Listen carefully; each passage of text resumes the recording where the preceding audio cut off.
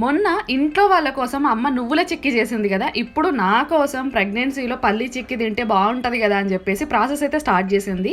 1 cup వరకు పల్లీలు తీసుకొని మంచిగా వేయించిన తర్వాత ఇలా చపాతీ కర్ర ఉంటుంది కదా, దాంతో చిన్న చిన్నగా చేసేసుకొని పైన పొట్టు అంతా తీసేసేయండి.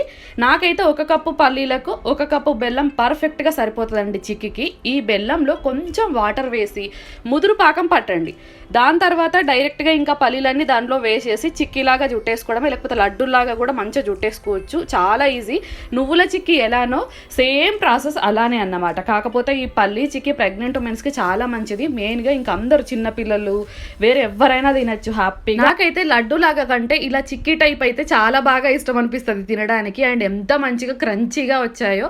సో నా ప్రెగ్నెన్సీ కంప్లీట్ అయిపోయేంత వరకు ఇవన్నీ కంప్లీట్ చేయాలన్నమాట. డైలీ ఒక్కటి తిన్నా సరిపోతుంది. మీరు ఎప్పుడైనా ఇట్లా లడ్డూలాగా కాకుండా చిక్కీ టైప్ ట్రై చేశారా? ట్రై చేస్తే మీకు ఎలా అనిపించిందో కమెంట్ చేసేసేయండి.